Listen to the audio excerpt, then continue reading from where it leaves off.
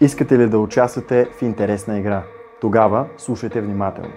Играта е безплатна, организирана е от мен и по никакъв начин не е спонсорирана от YouTube. Ще имате възможност да спечелите тениска с логото на канала. Сигурно сте забелязали, че снимам с такива. Надявам се. Така, как да участвате? До края на годината ще излизат епизоди, като в няколко от тях ще има по една скрита дума, за която ще трябва да следите. Думата ще бъде казана и изписана на екрана, като може да се появи навсякъде в епизода. Много е важно да я изпишете в коментар под съответното видео, точно така, както ще бъде показано. Много е лесно. Всичко, което трябва да направите е в 4 стъпки. Да сте харесали епизода, да сте се абонирали за канала с камбанката, да споделите на приятел или повече и разбира се да оставите коментар с впечатлението си от епизода, като завършите с думата, която сте намерили.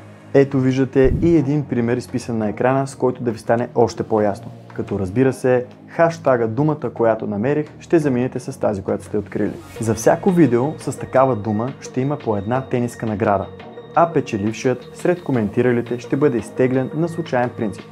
Правилата и условията за участие се намират в описанието към видеото.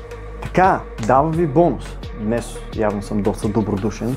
Такава дума ще има в този епизод 62, както и в следващия 63. А за останалите епизоди сте вие. Здравейте, приятели! Гласът ми е перфектен, утрото е идеално, намирам се в Велико Търново. Радвам се, че сте очилата, за да не виждате колко съм недоспал. Мога да кажа като първи впечатления, че е много гига трудно с паркирането. В смисъл, не знам още къде паркират тези хора тук. Вероятно ще ме разберат. Не е като всичко да е на точно пешеходно разстояние, особено местата, които искам да посетя днес, а те са адски много. Обаче програмата е пълна, започвам след малко на плано да изпълнявам, като една от първите точки е именно тук в парка, а до него е паметника на Майка България. Не Пантеон Майка България, а паметника на Майка България. Почвам огледа, а пък да им почитам. Велико Търново е областен град, намиращ се в Северна България. Градът е столица на Втората българска държава и на княжество България в периода от 1878 до 1879 година. През средновековието носи името Търновград, като постепенно става известен с наименованието Търново. На 27 юли 1965 г. пред Търново е добавено Велико, в чест на славата на града по времето, когато е бил столица на Втората българска държава. Благодарение на богатото си културно-историческо наследство, с което ще се опитам да ви запозная днес, Велико Търново е важен туристически център. И както разбрахме по въведението, днес ни чакат много места и съответно доста дълъг епизод, но пък за сметка на това информативен. Ще разделя серията на две части, като във първата част ще посетим тези места тук, тук, тук и тук, а във втората част ще посетим тези места тук, тук и тук, като последното място ще е в отделен епизод. А кои са тези места ще научим само след малко, така че да се захващаме, защото път ни чака.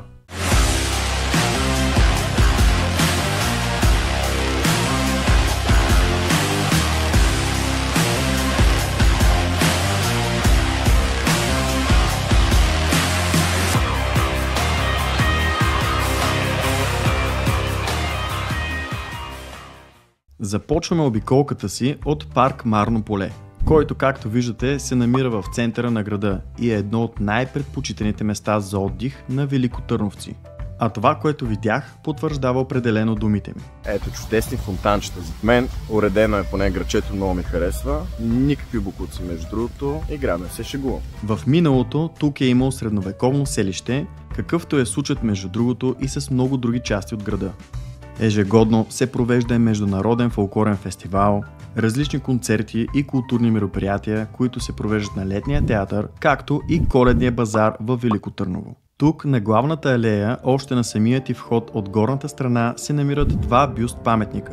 Единият е посветен на героя от руско-турската освободителна война на генерал Йосиф Гурко, като е открит през 1957 година, а другият е посветен на първият български генерал-майор Сава Муткуров. Излизайки от парка, се запътваме към следващото от списъка място, което е буквално на под 3 минути пеша. Паметникът Майка България. И както видяхте по картата, той е разположен на едноименният парков площад Майка България, намиращ се над парк Марно поле. Стигаме вече до паметника Майка България. Ето го зад мене горе. Майка България държи знамето и около нея има ключови дати. И сега ще ви разкажа малко повече за монумента и какво символизира. Монумента е посветен на загиналите в 5-те войни. Докато ги показвам и споменавам за тях, ще проверим кои са топ феновете на канала и ще си го отбележа в тайния тефтер, който може да споделя с дядо Коледа. Знаете ли дали има серии в канала, свързани с някои от периодите, показани на паметника? И ако има, разбира се, кои са те? Може да ми споделите в коментарите. Както виждаме, на паметникът Майка България са показани следните дати. Руско-турската война от 1877 до 1878 година, Сръбско-българската война през 1885 година, двете балкански войни от 1912 до 1913 година, както и Първата световна война от 1915 до 1918 година. Като интересни сведения, които мога да дам за паметника, е, че е построен със средства, дарени от населението на Велико Търново. В криптата на паметника гори вечен огън, а на върха му се издига статуя, която символизира Майка България, която е коленичила със знаме в ръка. Паметникът е открит на 6 май 1935 г., а по-късно става известен и като паметник Майка България. Доста интересен факт е, че след 9 септември 1944 г. короната от главата на женската фигура, олицетворяваща Майка България, е свалена. Чак след 10 ноември 1989 г. се оказва, че е запазена и отново е положена на мястото й. И както виждаме и на самите кадри, тя наистина е там, както и това птиченце. Днес се очаква да е много тегъв ден, малко ме е такова едно разпутано. Не си чувствам особено добре, то се е забелязва по гласа ми, ама така е, цяла Германия време не стигна, че да се оправя и тук продължавам. Пък малко съм закъснял с снимането на епизодите, затова се трябва понаваксам в следващите няколко седмици. А сега продължаваме обиколката си към още един от величествените символи на града и докато вървим към него, разпознаваме още няколко по пътя. Ето ще стигам и до сградата на Велико Търновския университет. Сега ще ви покажа, малко да приближа, че все пак включим малко по-рано да записвам, отколкото беше нужно. Ето я зад мен. Велико Търновският университет Свети Кирил и Методий, който е създаден през 1962 г. като висш педагогически институт братя Кирил и Методий, отваря врати през есента на 15 септември 1963 г. като това е вторият университет в България. Ето и малък тизър на къде сме се запътили. Точно под университета се намира и Стамболовият мост, по който трябва да минем, за да стигнем до галерията Борис Денев и паметникът на Асеневци. В момента се намирам на Стамболовия мост на пешеходно разстояние от 5-7 минути и той се намира непосредствено до паметника на Асеневци, към който съм се запътил в момента. Ето го. Стамболовият мост над река Янтра е построен в края на 19 век и е кръстен в чест на видния търновчанин Стефан Стамболов. Мостът оживява в цялостен вид през 1892 г. Участие в проектирането, изграждането и изглобяването му взима известната виенска фирма за метални леярски изделия Рудолф Филип Вагнер, която също е построила Орлов и Лъвов мост в София, както и Желязната църква в Цариград. В строежа са участвали френски, белгийски, италиански и български специалисти, както и български работници. Мостът е първата крупна проява на модерното европейско мостостроене в България и е едно от важните постижения на Балканите, като свободна висяща безподпорна конструкция. Част от тази информация може да прочетете от информационната табела, поставена на самия мост. Продължаваме смело напред към цялостния ансамбъл, който е изграден от галерия Борис Денев, Асеневци и алеята Творци на България с принос към Велико Търново. Това четем и от информацията, която е предоставена на табелата пред художествената галерия, където се намираме в момента, и сега ще ги разгледаме по-отделно, започвайки от художествената галерия Борис Денев. Ето тази сграда е художествената галерия, която е доста внушителна като размер и се забелязва отдалече. Основният камък на сградата е положен през 1925 г. и остава незавършена до 30-те години. По-късно е функционално трансформирана на няколко пъти като през 70-те години там е установено местното полицейско управление. През 1985 година окончателно е пригодена за нуждите на художествената галерия и през 2003 година тя е наречена на името на търновския художник Борис Денев по повод 120 години от рождението му. Галерията съхранява над 5000 творби и притежава една от най-богатите в страната колекции от произведения на историческа тематика. Поглеждайки наляво, само на 50 на метра от галерията стои един от най-емблематичните символи на града – паметникът Асеневци. А ето пред мен е паметника на Асеневци, централно разположен срещу художествената галерия. Сега и един бърз въпрос за отличниците. Знаете ли какво пише на паметната плоча пред конструкцията? Като лека подсказка, няма го никъде в интернет. Паметникът Асеневци е посветен на царете Асен, Петър, Калоян и Иван Асен II, при чието управление България достига един от върховите моменти в своето политическо, стопанско и културно развитие. А столицата Търновград, забележете, е един от най-забележителните и могъщи градове в Европа. Вече съм в подножието на самия паметник. Огромен е, много съм впечатлен. Изработката е много добра, от това, разбира се, което разбирам, но много ми харесва особено огромния меч, който стои изправен. Ето го, надявам се точно много. Много е внушителен, всява респект. Паметника е построен и официално открит на 16 ноември 1985 година по случай 800 годишнината от въстанието на Асен и Петър и освобождението от византийско робство, а огромният меч, около който са разположени четиримата асеневци, символизира мощта и възхода на средновековна България и нейният устрем към вечността. Много интересно нещо, което ме впечатли, е, че паметникът е завършен изцяло с заобикалящото го пространство само за 8 месеца, а изработката му е отнела едва 2 месеца, което е прецедент в световната история. По повод годишнината през 1985 година за първи път е излъчен и аудиовизуалният спектакъл Царев град Търнов, звук и светлина. За уникалната си творба на 22 март 1996 година скулпторът академик Крум Дамянов е удостоен със званието почетен гражданин на Велико Търново. А сега да поговорим малко за композицията и за символиката зад нея. Паметникът е наричан още конниците, поради това, че четиримата са възседнали коне, като цар Петър, който е най-голям и мъдър от братята, е представен с жест на благословия към народа. Цар Асен, решителен и непримирим, е хванал здраво юздите на коня си и е с боен меч в готовност. Цар Иван Асен II, чието величие достига своя пик с разгръщането на България отново до три морета, е изобразен с корона и копие, пробождащо нарушения мирен договор от Теодор Комнин. И цар Калоян, който е най-малкият от братята и единственият притежаващ католическата титла крал, е представен с воинствена осанка и висока образованост. Паметникът Асеневци е висок цели 15 метра, а самите ездачи са поставени на 4 гранитни постамента с височина от 7 метра всеки. В средата на паметника е поставен внушителен меч, висок 33 метра и обърнат с острие, сочещо към небето, символ на величието и непреклонността на средновековна България. А при дръжката на меча е изобразена фигурата на оранта, религиозен термин, който означава молещ се човек с вдигнати ръце нагоре. А сега дойде време и за отговора на въпроса от преди малко. На паметната плоча е изписано следното. Този паметник бе въздигнат с дарения от целия български народ в година 1985 по повод 800 годишнината от Народното въстание за освобождение от византийско владичество и възобновяване на древната българска държава и в чест на неговите водители, славните братя Петър и Асен, и на техните следовници и продължители царете Калоян и Иван Асен II.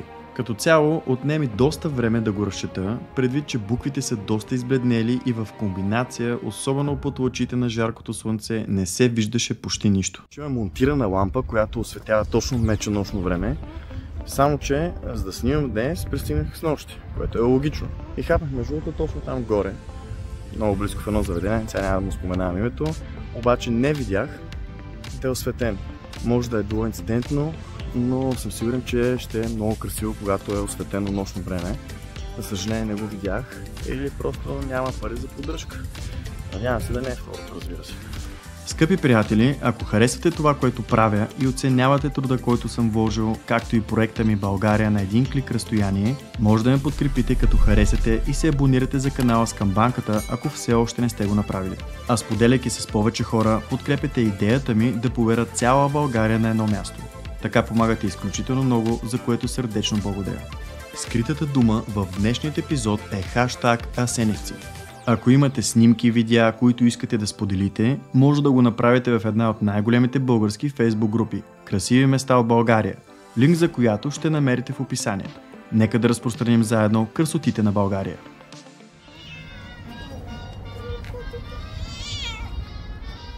Дет се вика, на здраве, явно няма да ми оправи много гърлото, но поне да даде малко енергия, че съм зверски скапан. Те първо почвам. Ето галерията, там точно далечината е паметника на Асеневци. Всички се вижда отзад. Има една алейка, която върви точно срещу галерията. Сега ще мина покрай едно много така интересно фонтанче. Ето. Така малко мемориалчета, които е хубаво да зачетем, като минаваме. Алеята Личности на България с принос за Велико Търново е създадена през 1997 година с решение на Общинският съвет на Велико Търново. Тя е оформена в парковото пространство до художествената галерия Борис Денев. В алеята са поставени и се поставят паметни знаци на известни личности, допринесли с дейността си за развитието и утвърждението на Велико Търново във всички области на живота. Тук виждаме имена като Димитър Буйнозов, архитект Никола Николов, художник Иван Христов, Христо Нурков, Илян Николов, академик Борислав Боянов, професор Георги Данчев, академик Стефан Додунеков и доцент доктор Илия Стойков. И лично на мен много ми допадна парка и съм сигурен, че тепърва ще се развива още повече. Идеята и реализацията е доста добра според мен. Видяхте малкия кълбач горе, нали? Алейката е доста добра, има доста места за почивка и няма и хора към плажа. Интересно. След като излезнахме от алеята, продължаваме съвсем наблизо към стъпалата за парк Света гора, където също са се водили важни сражителни битки. Името му е свързано с миналото, когато през средновековието тук се намирали няколко манастира. Към парк Света гора, с кола под ръка. За момента темпото е добро, чувствам се доста отпаднал, що е работа да се върши. Парка е наречен още Зеленото сърце на Велико Търново, докато моето сърце постоянно ми напомняше, че е добре днес да си почивам малко повечко. И има адски много стълби. Хубаво, че стълбите малко да живна и по-скоро да умра, не знам. Сега е една много важна табела. Изменение на климата. Както в момента при мен се изменя климата с всяка следваща стълба към върха. Тъпа шега. Сега малко по-концентрирано вече, след тъпите шеги. Върху това какво имаме тук. И то като казвам адски много стълби, аз наистина не се шегувам. Защото в момента, в който ги изкачите горе, се откриват над 6 км пешеходни и велоалеи, детски площадки, парк за домашни любимци, спортно игрище, катерачни стени, фитнес уреди на открито, небесна площадка, скейтборд рампи и редици атракции са изградени като приказен парк върху 537 декара на хълма Света гора. Ей, тук разбрах точно, че наистина трябва да седна да си почина. Огромна работа.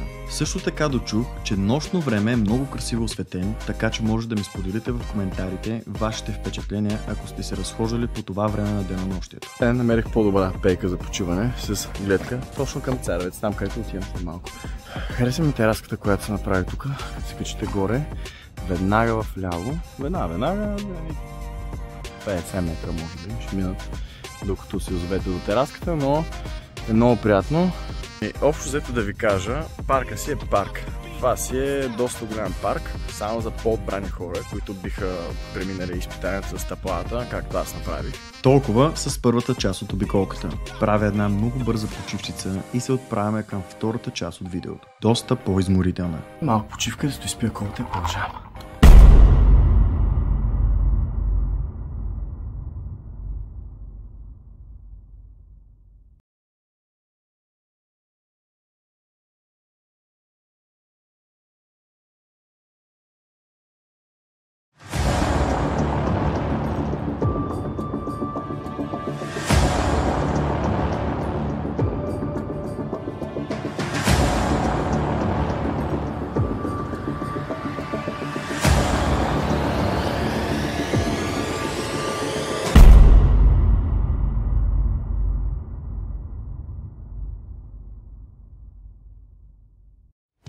И така, приятели, вече се намирам на площад Цар Иван Асен I. Там отзад е табелката, която го огласява като такъв.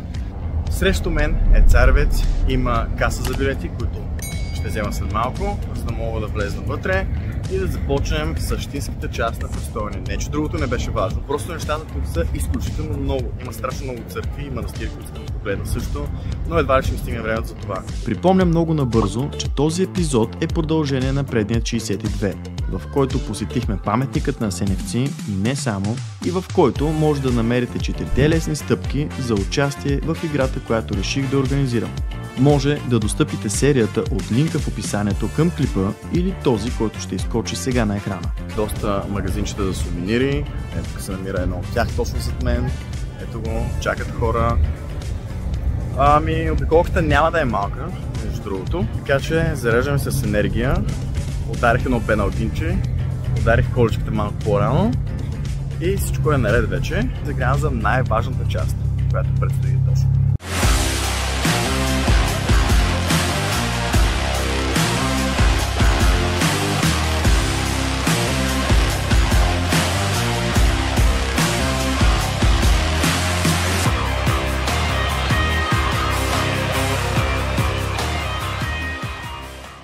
Площад Цар Иван Асен I се намира пред входа на крепостта Царевец. В миналото площадът е бил известен като Каябаш, което означава голямата скала, и е бил вторият по големина търговски център в Търново. На площада били разположени няколко чершии – абаджийска, кожухарска и сарашка. Тук била покритата чершия с златарски и манифактурни дюкяни, подобна на тази в Цариград. А между тях се издигала голяма джамия, известна като Сарашката или Каябашката джамия. През 1892 година джамията била съборена, а мястото превърнато в градина. Години по-късно на това място е построена сградата на бившият окръжен съвет. Преди да продължим нататък, напомням, че Царевец е от 100 национални туристически обекти, така че си носете книжките. И едно много бързо включване от бъдещето. На влизане забравих да поискам за брошура, за да мога все пак да разбирам какво гледам. И нещо да попитах. Е там малко тъжно. Билетният център не предоставя брошура за самата крепост. Това е само като фидбек. Затова ви съветвам да ползвате серията като безплатен информационен гид. Ето билетчето.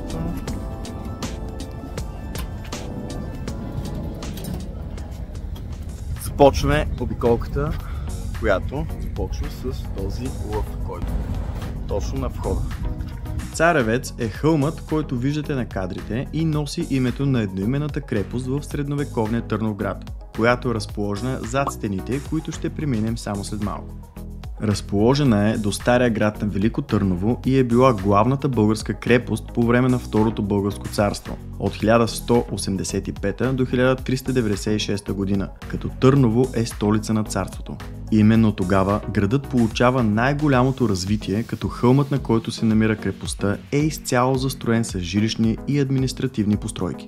Археологическите разкопки на Царевец започват през 1886 година от великият чешки учен Карел Шкорпил, за който сме говорили в серията за Плиска, и продължават през 1893 и 1900 година. И разбира се, както може да предположим всички, разкопките са често прекъсвани поради липсата на средства, чак до 1974 година, когато започва цялостното проучване на вътрешната крепост на Царевец. Реставрацията на крепостта започва малко по-рано през 1930 година и е завършена през 1981 година, в чест на 1300 години от създаването на българската държава. Укрепителната система на средновековната крепост Царевград Търнов е сложно устроена. Тя се състои от околовръстни стени, опасащи целия хълм и други напречни, спускащи се перпендикулярно към реката. Крепостната стена по скалния венец на Царевец е с дебелина 2,4 метра, а на някои места достига 3,6 метра и има разположени болници и кули. Открити са и крепостни стени по край реката около църквата Свети 40 мъченици, което подсказва, че най-вероятно и там е имало опасащи укрепления. Добре де, не може вече да не сте се запитали как се е влизало в крепостта. Разбира се, отговарям веднага. В крепостта на хълма Царевец е можело да се проникне през 3 входа.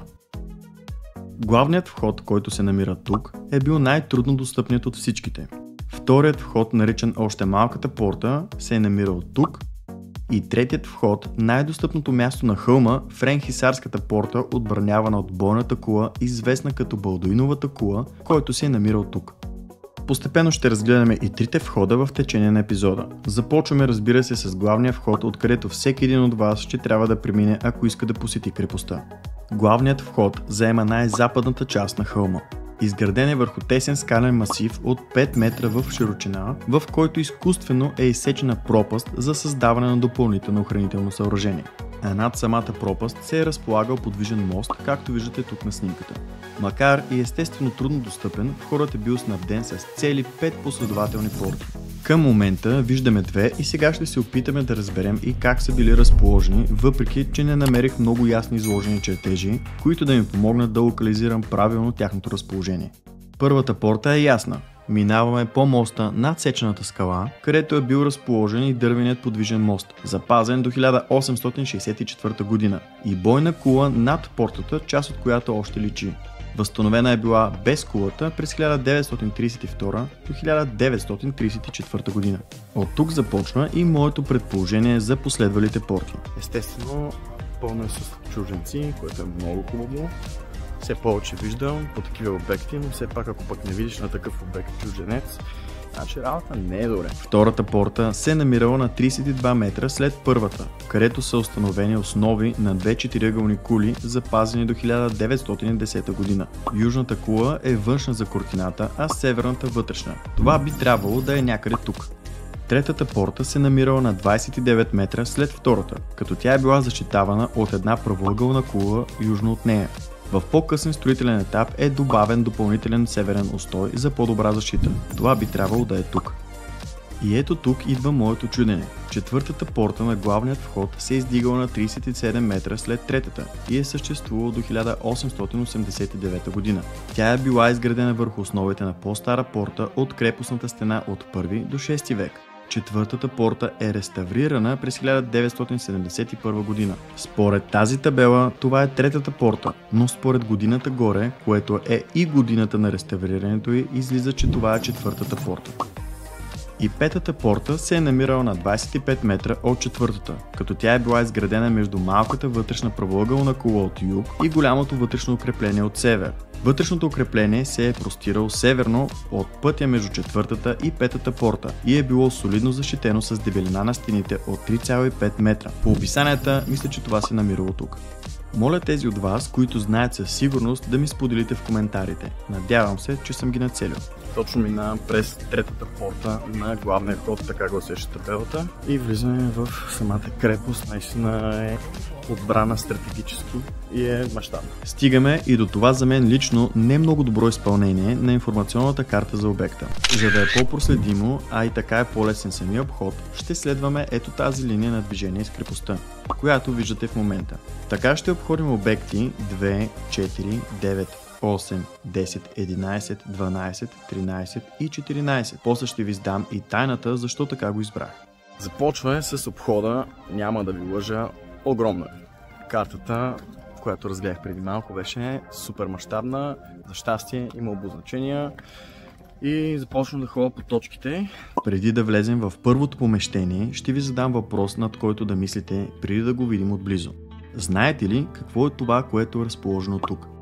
Тук що минах през главната порта, има обикаляне, така че ще си заредете с вода, може някой да го потяна барче, сега все пак не е хубаво, нали, тук разпъваме софри. Ето, това е всъщност главната порта, тук има и стълби.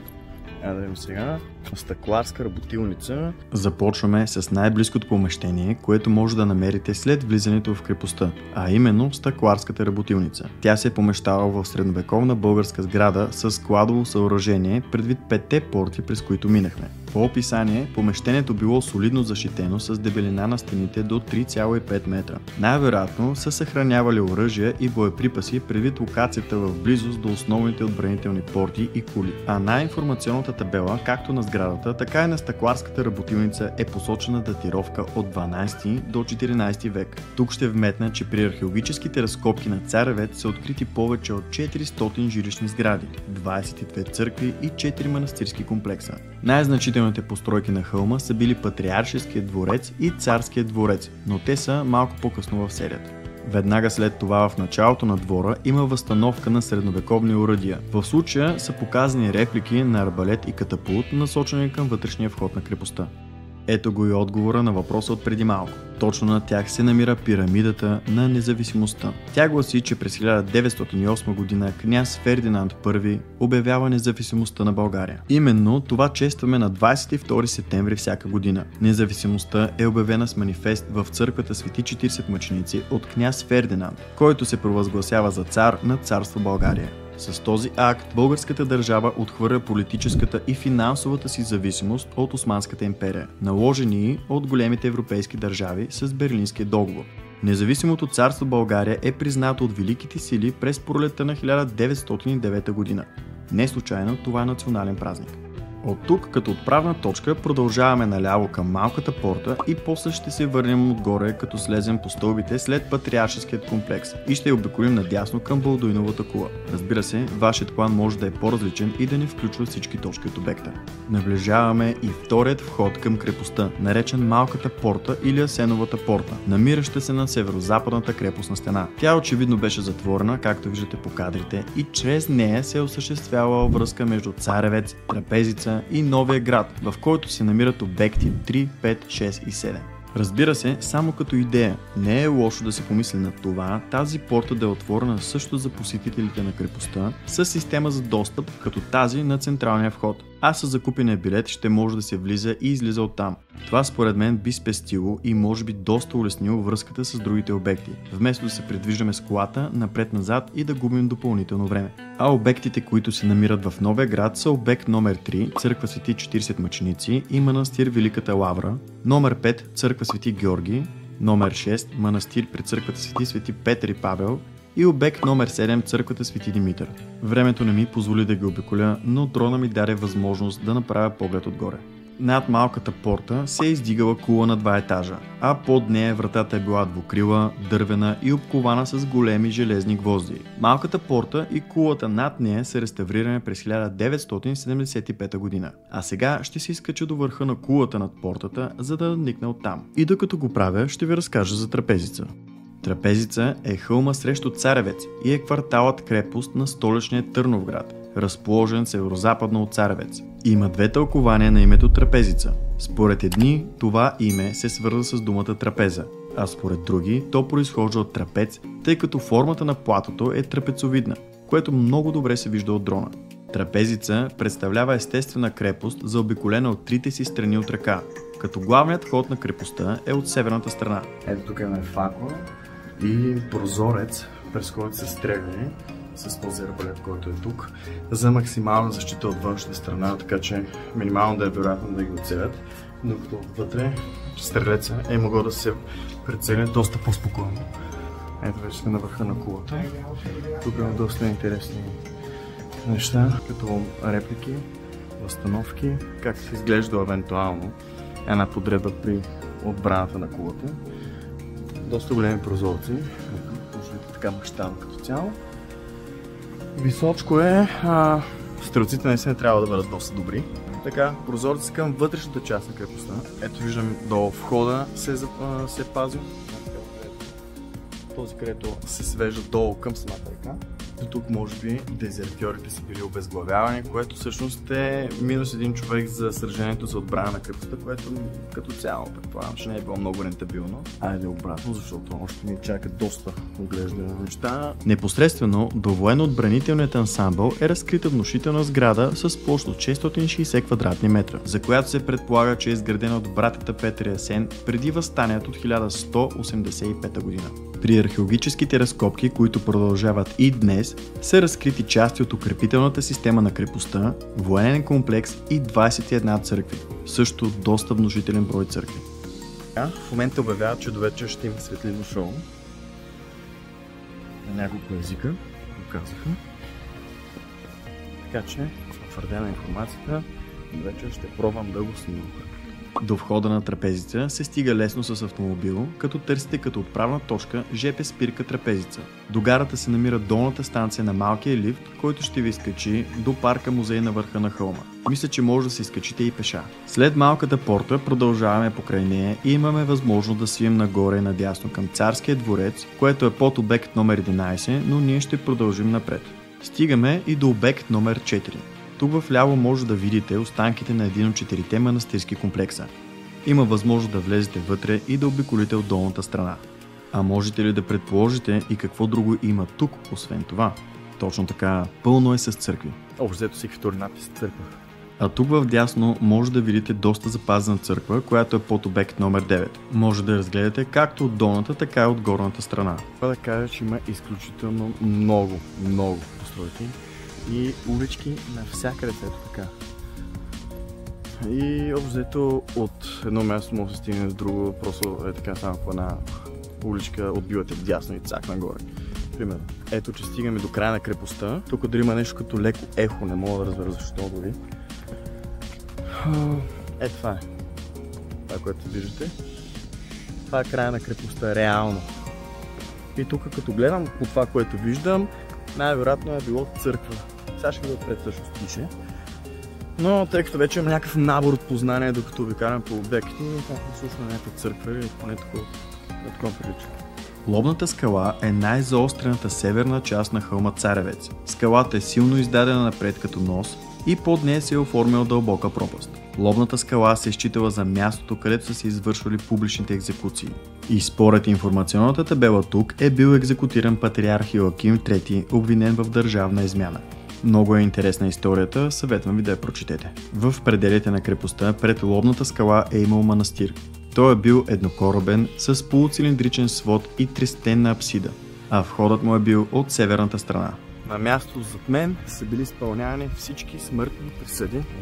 Отзад. От западната страна до Лобната скала е имал малка порта, през която по градени камени стъпала се е слизал до храм Свети Петър и Павел и манастира около него. Тази порта се охранява от бойниците и зъбирите на околната крепостна стена. Очевидно, по информацията, която предоставих до момента и тази, която прочетохме на самата табела, тук са се извършвали екзекуции. Дали знаете кой друг много известен човек е бил хвърлен от скалата? Лека подсказка, имаме цяла кула посветена на неговото име. Според различни източници се приема, че от Лобната скала през 1205 година е бил хвърлен латинският император Балдуин Фландърски, след ослепяването му в Балдуиновата кула. Тук минаваме покрай обект номер 10, което според картата е жилище на български аристократ. Виждаме, че има и ранно византийско водохранилище и още църкви, разбира се. Поредната църква, която минавам, това, което чух, е имало 23 църкви тук.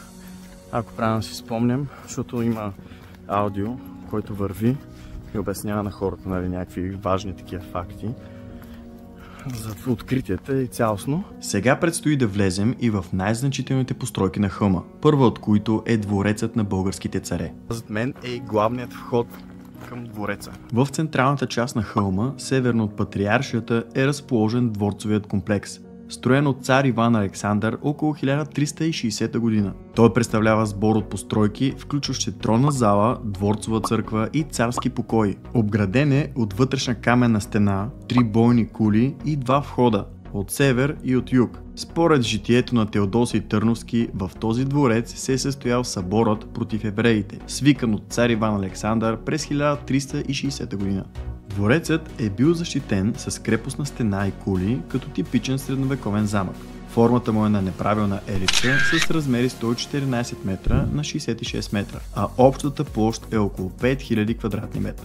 Главният вход е бил от север и е бил защитен с 3 кули, а пред него се намира обширен площад. Помещенията от двореца били разположени покрай стените, а в средата се оформял обширен двор. В западната част, близо до северния вход, се намирали 2 представителни помещения, свързани с обща фасада. Това били тронната зала и приемните помещения, украсени с мрамор и стенопис. Царските покои се намирали на източната стена между северния и южния вход.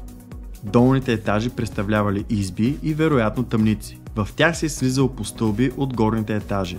До южната крепостна стена се е издигала друга постройка, която била трапезарията на двореца, а в западната й част била кухнята с 3 тухлени пещи. В североизточната част на двора се е намирало водохранилището. Съществува и система от канали за отпадъчни и дъждовни води. В източната част на двора се намирала дворцовата църква Света Параскева, която била кръстокуполна. Излизаме от южният вход на двореца, където се е разполагала стражата между северният и южният дворец, и се запътваме към най-високата точка от хълма, където се намира именно Патриаршеската църква, която е под обект номер 12. Българската патриаршия е вторият голям архитектурен комплекс на Царевец и заема площ от около 3 декара. При разкопките от 1960 до 1965 година се е установило, че патриаршията, също както и царският дворец, била самостоятелна крепост, във вид на неправилен многоъгълник, ограден с крепостни стени, порти и кули. Както се вижда от дрона, така и по реконструкцията е имало 2 бойни кули и една надстройка, пазеща входа. Той се намира от западната страна, подсилен с 2 последователни врати и разположена кула над него. От юг и от север се издигали 2 бойни кули. Също там долепени до крепостната стена се издигали жилищните, стопанските и служебните помещения, които личат и отгоре. В централната част на комплекса, на най-високото място на хълма, се извисявала Патриаршеската църква, Възнесение Господне. Тя е построена върху основите на ранохристиянска църква, датираща от края на 5 и началото на 6 век, представляваща трикоробна базилика с една апсида, и през 14 век е извършено разширение и преустройството й в кръстокуполна триапсидна църква с 2 притвора. До южната стена на Патриаршеската църква са открити 3 помещения, средното от които е кулата звънарница, което е било изключително рядко срещано явление в църковната архитектура на Балканите. Това е високата кула, която се издига до Патриаршеската църква, която от своя страна е била богато украсена отвътре и отвън. Но преди да се качим горе за панорамен поглед, ще надникнем в Патриаршеската църква Възнесение Господне. Понеже Патриаршеската църква е пълна реконструкция, тя не е била стенописана по църковния канон.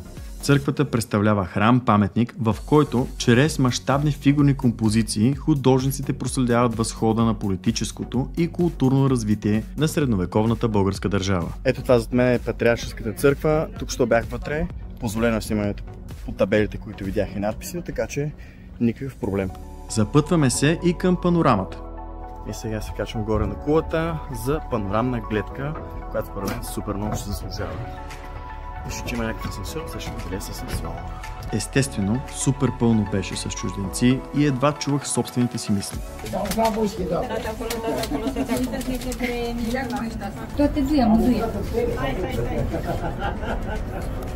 Това е Патриаршеската църква, горе най-високата точка, която може да стигнете. С асансьор плаща се по 3 лева на човек и няма особено много, ако може да видите горе, но открива добра панорама. Между другото, няма много място горе и човека, който ви качва с асансьора, гледа да го съобрази, така че да не е прекалено пренаселено и да не може да се разминете. Търпение, моля, остават последните 2 точки от картата, които трябва да обиколим, а това са именно Френхисарската порта и Балдуиновата кула. Намират се едно от друго, така че няма да отнеме много време. Третият вход или Френхисарската порта се намирал северно от югоизточната бойна кула. Тя служила за връзка с квартала на франките, към който водил широк 2,5 метров път, запазен до 1910 година. Това било и най-достъпното място на хълма, затова там се издигала бойната кула, охраняваща Френхисарската порта и голямото водохранилище до река Янтра. И продължавайки с вървенето към последните 2 точки, какво може да видим тук? Стълби, стълби, стълби и пак стълби. Хубаво е да имате предвид, че има доста какво да се качите, доста какво да слезете, така че си ги разбивате на малки почивчици, така че да можете да се потопите в атмосферата и да огледате наоколо. Има пейчици сравнително често на такива по-интересни места и не навсякъде има точно парапети, но на повечето места мога да кажа, че има парапети. Не оцелих момента, в който да говоря, но предполагам, чухте каквото беше необходимо. Запътвайки се натам и слизайки отгоре, както споменах в началото на серията, сега е момента, в който ще ви задам тайната, защо направихме така маршрута. Може би маршрутът ми беше сравнително правилен, защото е по-добре да слизате стълбите, отколкото да ги качвате. Не, че пак няма някакви неща за качване нагоре, но не е точно така, както виждате зад мен стълбите и така чак до Патриаршеската църква. Така че по-добре се получи. Между другото, чай сега да ви кажа. Секунда. Ето това е една огромна камбана. Тя ще ви служи за ориентир за Балдуиновата кула. Тя се намира реално в момента, в който влезете през централния вход, в дясно. Тоест, аз тръгнах да правя обиколката си отляво, заобиколих, качих се до църквата горе, качих се, направихме панорамната гледка И сега отивам да видя Балдуиновата кула, която е в дясно. Това остана само от дясната част. А от дясната част се вижда и един мини макет на България, който смятам да посетя. Изглежда доста интересно и нямам търпение, честно казвам, да го видя. Предполагам, че са обозначени ключови места в България. Така че сега ще ви поема там. Поредната църква. Но тая е доста голяма поне. Скъпи приятели, ако харесвате това, което правя и оценявате труда, който съм вложил, както и проекта ми България на един клик разстояние, може да ме подкрепите като харесате и се абонирате за канала с камбанката, ако все още не сте го направили. А споделяйки с повече хора, подкрепяте идеята ми да поверя цяла България на едно място. Така помагате изключително много, за което сърдечно благодаря. Скритата дума в днешният епизод е хаштаг Царевец. Ако имате снимки и видеа, които искате да споделите, може да го направите в една от най-големите български фейсбук групи Красиви места от България, линк за която ще намерите в описанието. Нека да разпространим заедно красотите на България. Ето, че стигаме и до кулата, охранявала Френхисарската порта, която е свързана с името на латинският император Балдуин, пленен в битката при Одрин през 1205 година от цар Калоян. Ето, че най-накрая стигаме и до Балдуиновата кула, както може да видим на таблото зад мен, а точно отгоре, там горе зад мен, зад дърветата, е Патриаршата църква, от която идваме. След като сме обиколи цялата крепост, вече малко идва тегавичко. И това реално е последната спирка, която ще направим в крепостта. И после към макетчната. Точно заради това е известна като Балдуиновата кула, която е реставрирана през 1933 година, по подобие на запазената средновековна кула от крепостта Червен, която се намира близо до Русе. А това, което виждате, е мини България, която посещавам след Царевец, но я оставих за следващия епизод, понеже тази серия стана доста голяма. А там си има още не малко обикаляне. Вече и от върха на Балдуиновата кула, а там зад мен е Патриаршеската църква, която бяхме. Ето срещу себе си виждам макетите, които сега ще отидем да посетим. Ето ги, които изглеждат много интересни. Честно казано, нямам търпение да ги видя. Сега обратно по стълбите. Доста интересни гапове има тук на страна за парапетите и тухлите, така че трябва да си внимаваме. И така, внимание! Бонус за останалите до тук. Преди да завърша серията, искам да ви напомня, че все пак успях да снимам вечерното представление Звук и светлина и според мен се получи много красиво. Така че не бързайте да ударите хикса на серията, а останете и вижте, особено тези от вас, които не са били никога. Няма да е много, а само ще загатна, за да ви подтикна да го посетите на живо. Ще го оставя след финалните реплики, които започват сега. И така, приятели, казвам ви чао от това толкова емблематично място за България. Според мен всеки българин трябва да го посети поне веднъж. Останах изключително доволен. Надявам се и вие да сте останали доволни от това, което ви показах и информацията, която ви предоставих за мястото. Времето беше изключително благосклонно към мен. На фона на предшестващите дни, с дъждове, бури и така нататък. Много съм доволен и се надявам и вие да сте останали доволни. А това е така, like, share, subscribe.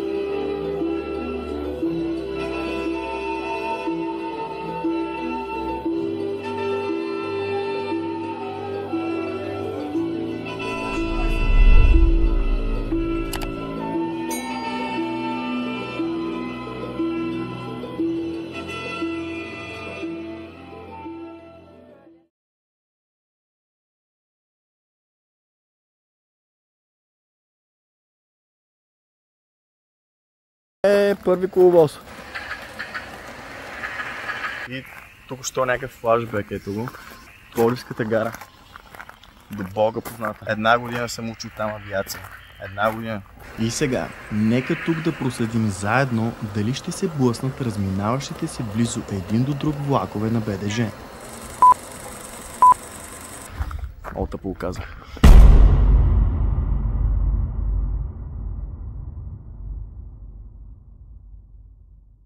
Припомня много набързо, че се намирам във Велико Търново и умишлено разделих престола си тук на 3 части.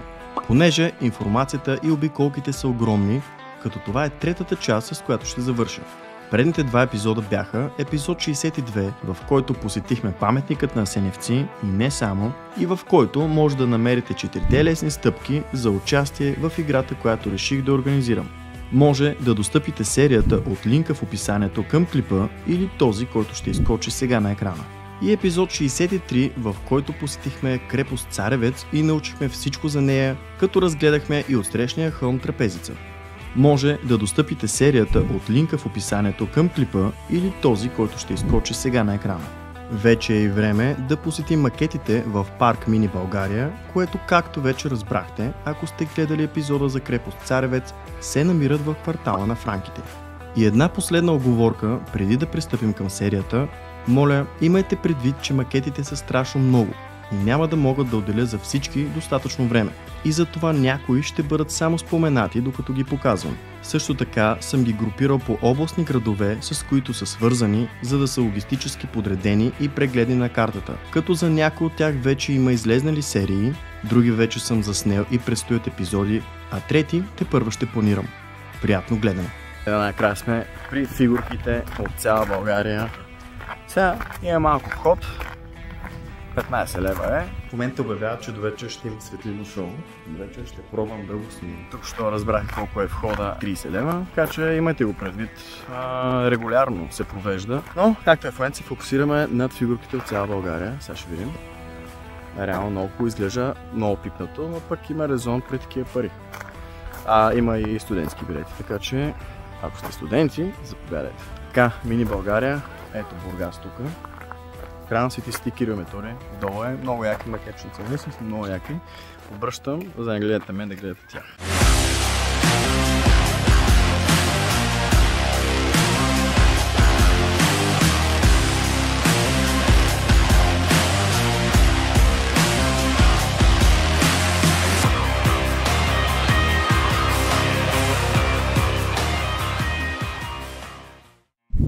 Започваме с Бургас и ще разгледаме какви забележителности има тук, свързани с тази област.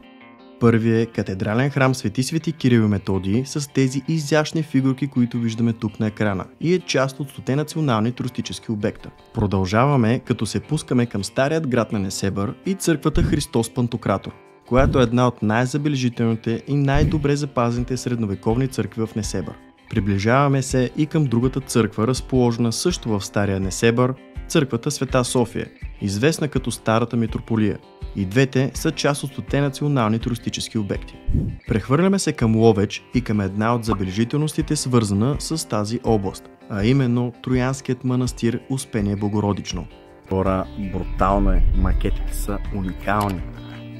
Наистина супер много ме впечатляват. Там отзад е Царевец. Просто използвам възможност да ви кажа. Гледайте макета, какво става Троянския манастир. Уникално. Уникално. Между другото, още не съм го посетил. В листа не съвсем вече, тъй като доста се позабавих с сериите последно време и както виждате по кадрите, вече е сниман.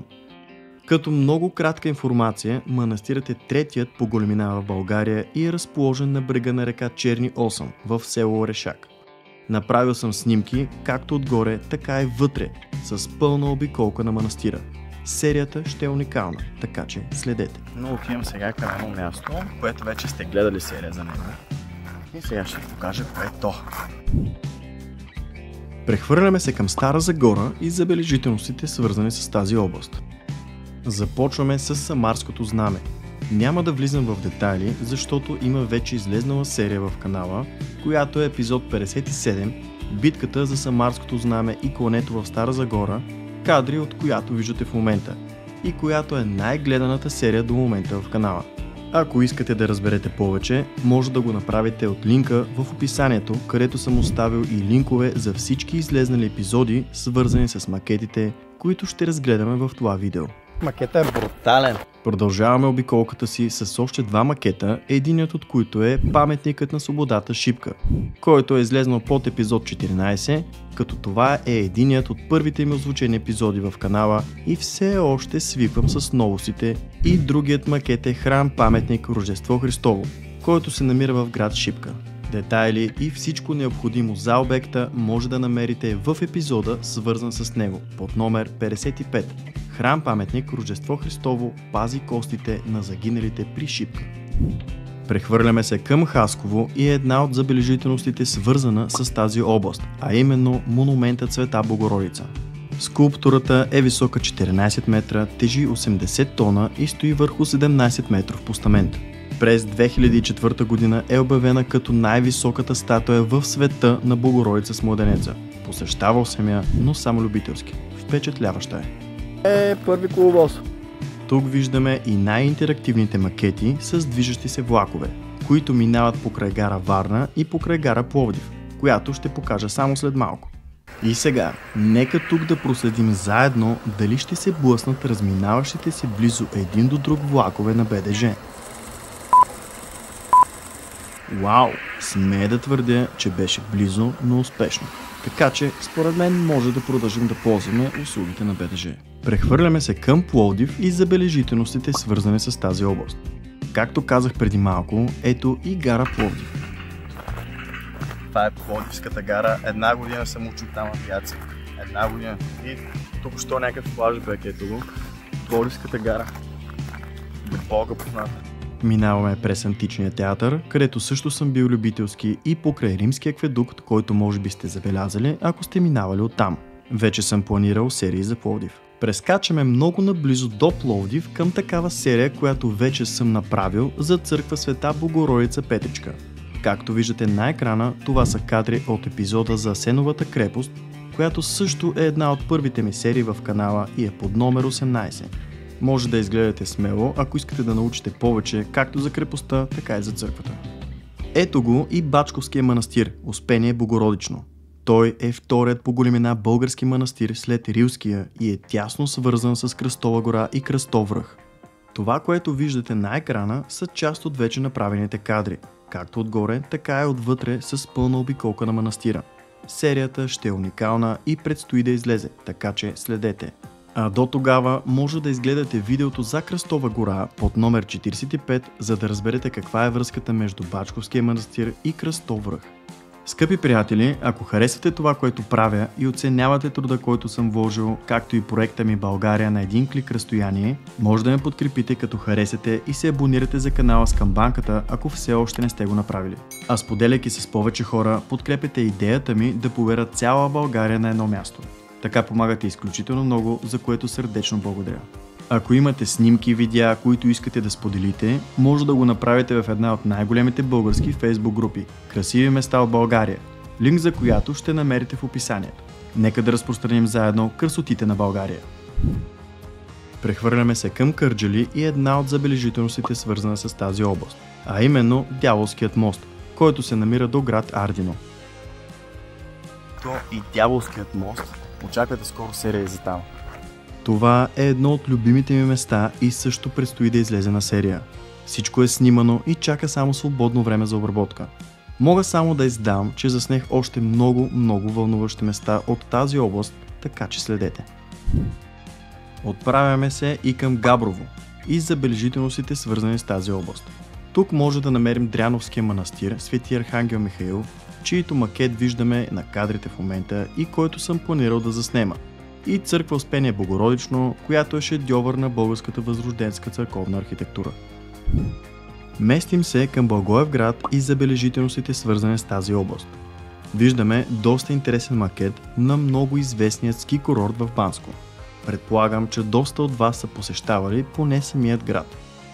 Вървим и към следващия макет на забележителност, свързана с тази област, който, както виждаме, прилича доста на манастир. А дали си сещаме кой може да е той? Да, това е Рилският манастир Свети Йоан Рилски.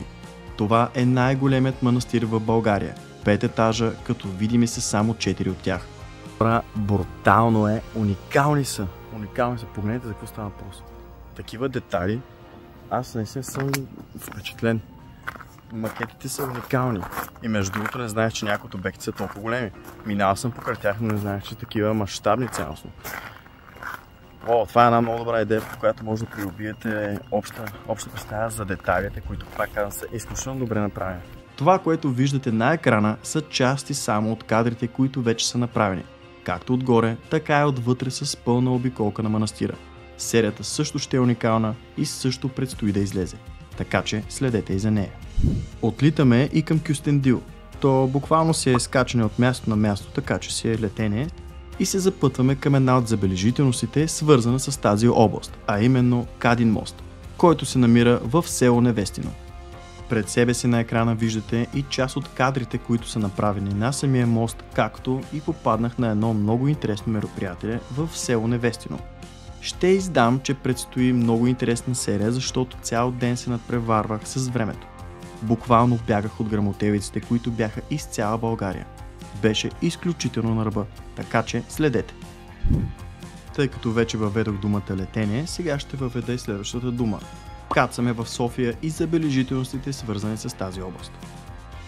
Започваме с Царски дворец Врана, към който има парк, където царското семейство е прекарвало по-голямата част от дните си. Пред себе си виждаме уникален макет на църквата Свети Седмочисленици. А тук макет на църквата Свети Николай Чудотворец, известна още като Руската църква. И още един внушителен макет на Националната галерия. А тук вече нещата ескалираха още повече с администрацията на президента с ротондата Свети Георги, която може да видите пред вас, и пресъздадените детайли. Вече е брутално администрацията на президентството, хора. Доста детайлно показано. Продължаваме да обхождаме макетите, като тук има възможност да се качим на едни стълбички и да погледнем отгоре.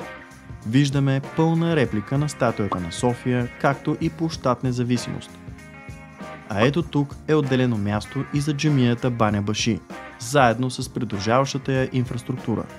Тук виждаме и катедралата Света Неделя, както и уникална реплика, пресъздадена в макет на паметника на Цар Освободител и сградата на Народното събрание. Само гледайте за какво става въпрос.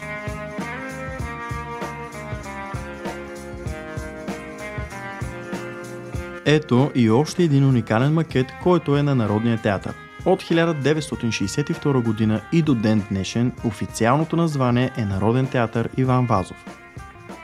Стигаме и до макета на Царска Бистрица, който също е изключително детайлен и за който обект вече има снимани кадри с пълна обиколка на комплекса. Царска Бистрица е дворец на владетелите от Третото българско царство и се намира над курорта Боровец. Предстои епизод, така че следете. Прескачаме и до Видин, за да погледнем и макетите, които са свързани с забележителностите в тази област. Започваме с крепостта Баба Вида или Бабени Видини кули. Ето и малка част от вече заснетите кадри, както за крепостта, така и за целия град и не само. Въобще едни уникални серии имам от тук. Общо взето, тази за Баба Вида ще е доста информативна и разбира се най-добрата сред тези, които ще може да намерите по темата. Така че следете. Виждаме и макет на белоградчишката крепост Калето и въобще символ на белоградчишките скали, които са пръснати отвъд територията на град Белоградчик. Още една от сериите, които трябва да сте гледали, поне по мое мнение, не е нужно да е моята серия, разбира се, но това са белоградчишките скали. Според мен много се заслужава да ги посетите. Те са като символ на България. Едни от малкото неща, които са буквално като символ на България. И плюс това знаете на Илон Мъск твита, който всъщност реално превърна доста актуална тази дестинация в България. Има вече излезнала серия в канала, която е под номер 51 за белоградчишките скали и белоградчишката крепост. Ако искате да сте информирани за всичко по темата, свързана с тях, обязателно изгледайте серията. Не, човек. Хемус. Топ забележителност в България. Вярно се е забележителност. Толкова години се строи и така не е построена, така че ето, намира място сред такива обекти, между другото. Според мен хората имат чувство за хумор тук. Местим се към Шумен и забележителностите, свързани с тази област. Започваме с създатели на българската държава. Уникално място, като монументът е адски масивен. Вижда се още от пътищата покрай Шумен. Имам излезнало видео под номер 31 паметник създателите на българската държава, което разбира се може да прегледате, ако искате да научите повече. Ето го и Мадърският конник, за който също имам видео. Направил съм пълна обиколка на мястото, така че ако планирате да ходите, погледнете, за да не изпуснете нещо от обекта. И да се подготвите, разбира се, защото има доста обикаляне. Епизода се намира под номер 32. Мадърският конник, единственият скален релеф в Европа.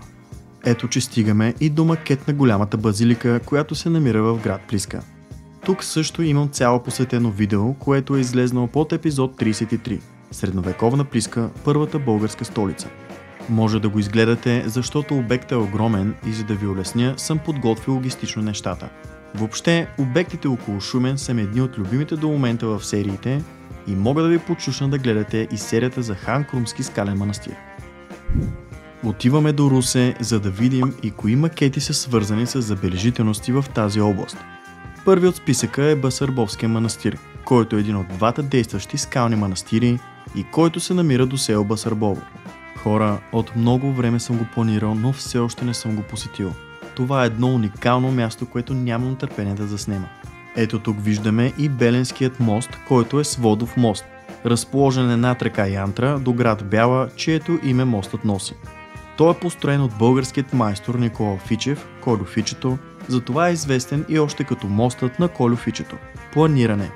Виждаме и копия на паметника на свободата, заедно с доходното здание, който е ценен архитектурен паметник и името произлиза от идеята на сградата да носи доходи, което е най-общо казано. Планирани са и двете. Ето и макет на пристанище Русе.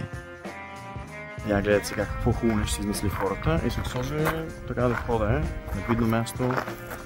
Ето сърцето, което се казва, че обичаме България. И наистина така.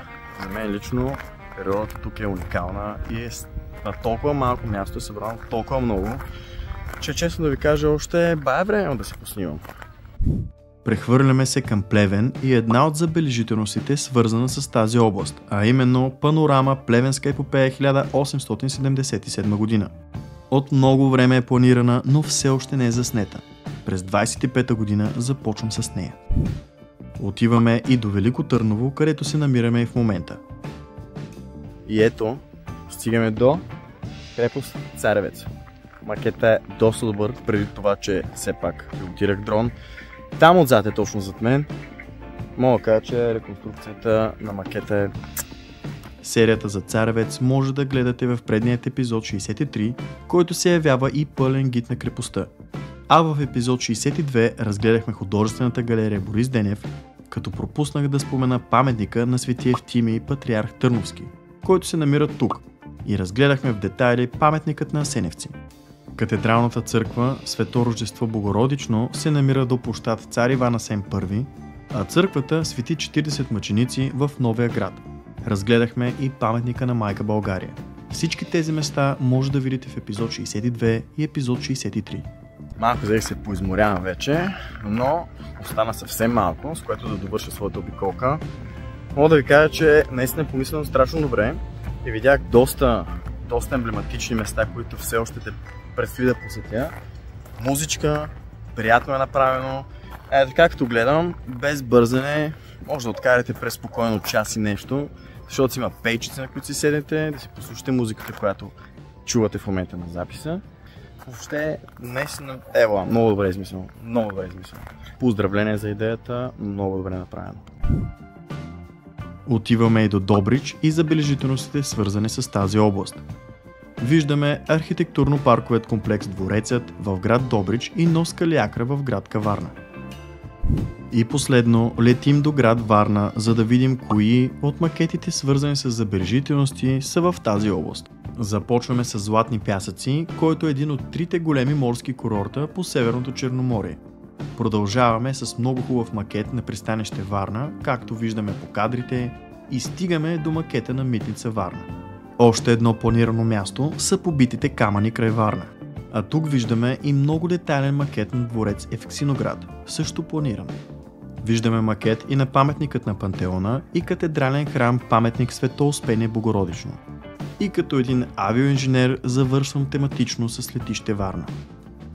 Разбира се, това нещо ми помогна да си донабележа още 1, 2, 3 неща, честно казано, защото повече са в листа ми, просто трябва физическа възможност. Обикаляне, все пак това не ми е основната работа, правя го за удоволствие и да популяризираме туризма, както за мое лично обогатяване, така и за обогатяването на културата на всички останали. Стремя се максимално добре да ви предоставя информацията, която намирам. Добре, приятели, това беше от мен за днешния епизод.